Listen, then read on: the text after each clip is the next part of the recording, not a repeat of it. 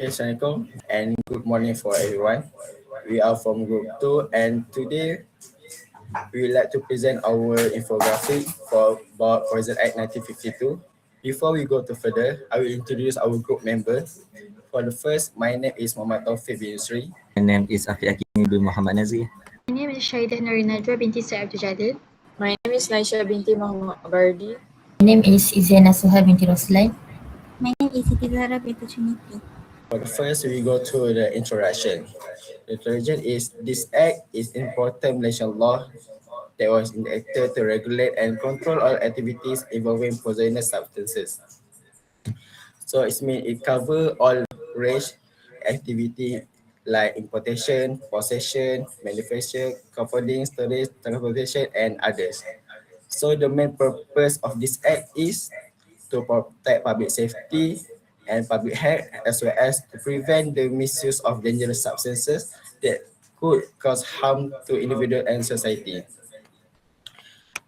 So, under the Poison Act 1952, several key areas regulated that include the importation of poison to ensure that only approved substances enter the country, like possession, which require individual or organization to hold valid authorization or license.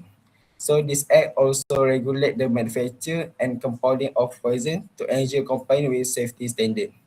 And proper storage and transportation are required to prevent accident, contamination or environmental hazard. So the last one is the sale and use of poison are closely monitored and only permitted under specific legal condition. So we go to the definition. A poison under the Poison Act 1952 refer to any substances listed in the first schedule, also known as the poison list. So this definition is broad and include preparation, solution, mixture, and even natural substances that may be harmful to human if misused. So this show that the act does not only focus on synthetic chemical, but also on any substance that poses a potential risk to human health. So we go to the classification of the Poison Act. Poison Act divide to two main categories. For the first one is Poison 1 and second is Poison 2. For the Poison 1 is divided into four groups. For the first one, Group A, B, C, and D, and consists of highly dangerous substances that are subject to strict control. This poison can only be handled, prescribed, or supplied by authorized professionals such as pharmacists or medical practitioners. Meanwhile, for the Poison 2, on the other hand, include the poison that are commonly used in agriculture, industrial activities, and pest control. Although the substances are more widely used, but they are still regulated under the Act and generally require license for handling and use. So that's all from me. We go to the next person. Okay. Next point is licensing and authorization. Under the Poison Act 1952, the sale and supply of poison are strictly regulated and cannot be carried out freely. So, only authorized person and licensed permits, such as registered permits and pharmacies in public service, are allowed to sell or supply poison. Which means is pharmacies in public service like dentist, veterinary, and so on.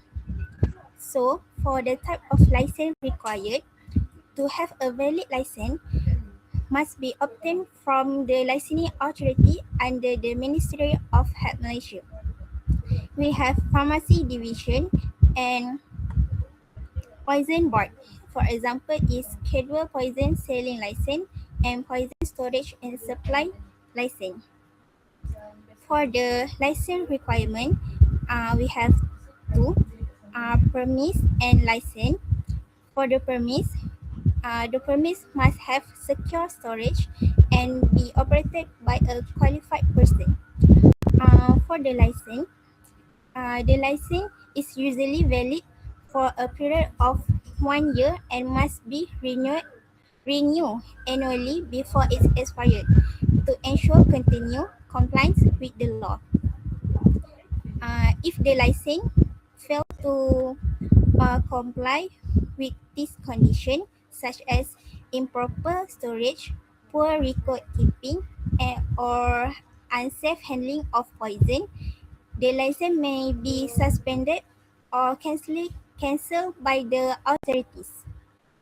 Last but not least, the license system play an important role in controlling the distribution of poison and protecting public health and safety. Okay, for next point. Okay, so next is about sale, storage, and record keeping requirements. So under the Poison Act 1952, the sale and handling of poisons are strictly regulated to protect public health and safety. Poisons may only be sold or supplied by persons who hold a valid license, and they cannot be sold freely to the public.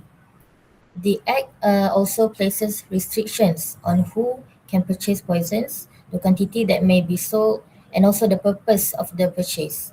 So this ensures that poisons are only used for legitimate and lawful activities such as medical, industrial, and also agricultural purposes. And then in terms of storage, poisons must be kept in a secure and locked area, separate from food and other ordinary goods, and accessible only to authorized personnel. Proper storage helps prevent accidental poisoning, misuse, and also unauthorized access. Furthermore, all transactions involving poisons must be accurately recorded in a poison book or register. These records include details such as the buyer's information, and then the type and quantity of poison sold, and also the date of sale and the purpose of purchase. So proper record keeping allows authorities to monitor and also enforce compliance with the Poison Act 1952. That's all from me. I'll pass to the next presenter. Now I will presenting labeling and packaging requirement. Under the Poison Act 1952, all poison must be clearly and properly labeled. Labeling is not optional. It is a legal requirement to ensure safety and correct usage. Firstly, the name of the poison must be clearly stated on the label. This includes either the chemical name or the common name of the poison. The purpose of this requirement is to allow professionals to correctly identify the substance, avoid confusion with non-poisonous medicine, and also enable quick action in case of poisoning or emergency. Secondly, the label must contain warning statement. For example, poison not to be taken or for external use only. This warning must be clear, visible, and easy to read. The main objective is to alert users immediately that the substance is dangerous and must be handled with caution. Besides labeling, the Poison Act 1952 also emphasizes proper packaging of poisons. Packaging must be designed to reduce risk and enhance safety. Poisonous substance must package in a way that minimize the risk of accidental poisoning. This include using strong leak-proof containers, avoid packaging that resembles food or drinks, and ensuring tight and secure closures. Proper packaging help prevent spills, contamination, and unintentionally exposure to harmful substances. That's all from me. Thank you. Okay, so next we move on to offenses and penalties. Offenses. Under this act, several actions are considered offenses. Firstly, importing poison without without a valid license is an offense. Any poison brought into Malaysia must be approved and licensed by the authorities. Secondly, is poisons must be properly packaged, labeled, and stored. Failure to follow these safety regulations, such as missing warning labels or unsafe storage, is against the law. So the next one is the Act also controls the transport, manufacture, and compounding of poisons. Only authorized and qualified persons such as registered pharmacies are allowed to handle and prepare poisons. In addition, selling or possessing of poisons without license and proper prescription, especially for controlled poisons like antibiotics, and selling it to a person under 18 years old are prohibited except for medical treatment. Lastly, possession of acetylcholine substances which are commonly misused for illegal drug manufacturing is a serious offense under this act. So any of any person that do any of these offenses must have their penalties. And the penalties for general offenses are include a fine up to 50,000 Malaysian ringgit or imprisonment up to 5 years or both. For much more serious cases that may endanger human life, is the punishment that can be increased to a fine of 200,000 Malaysian ringgit and up to 10 years imprisonment. And the last one of the penalties is accelerating substances that may cause 3 to 14 years jail, including whipping, minimum of street strokes, and no bail allowed. So that's all. So the next one is practical example.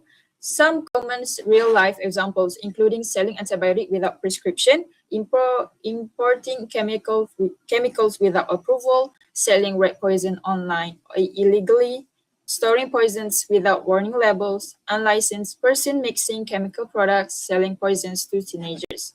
There are several cases that happens in Malaysia about the practical examples, which is a trader in Kota Kinabalu was fined 400,000 ringgit because of two offenses. The first one is illegally possessing, and the second one is selling medicine tablets that contain diphenhydramine, a scheduled poisons without a license.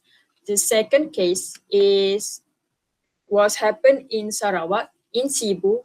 27 years old woman was fined 1,000 Malaysian ringgit for selling prednisolone, a group B poisons, to a customer without prescription from a registered medical practitioner.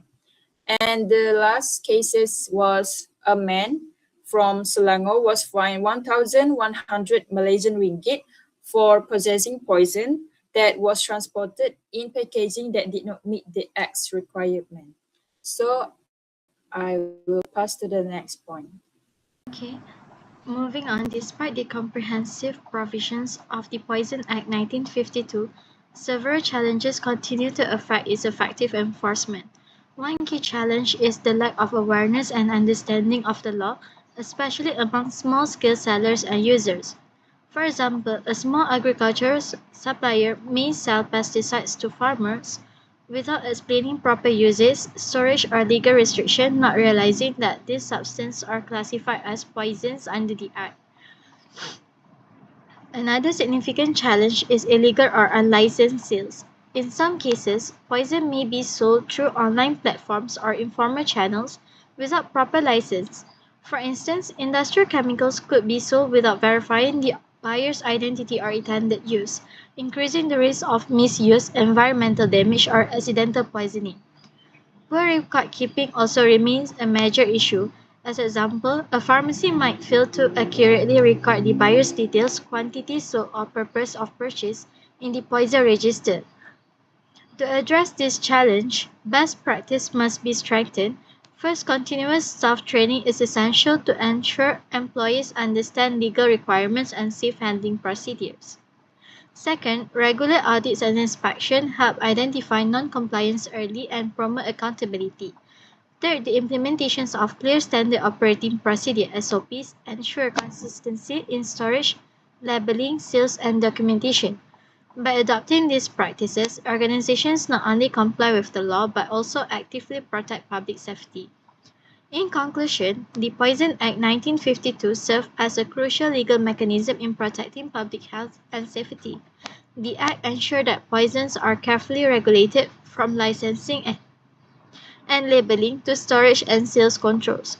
For example, requiring licensed pharmacists to handle controlled poisons ensure that these substances are supplied only for legitimate medical purpose. Moreover, compliance with the Poison Act 1952 is legally mandatory and violations may result in fines or imprisonment. Ultimately, proper licensing, strict monitoring, and effective enforcement reduce the risk of accidental poisoning, misuse, and abuse. Therefore, adherence to the Poison Act 1952 is not only a legal obligation but also a shared responsibility to ensure a safer society. Thank you.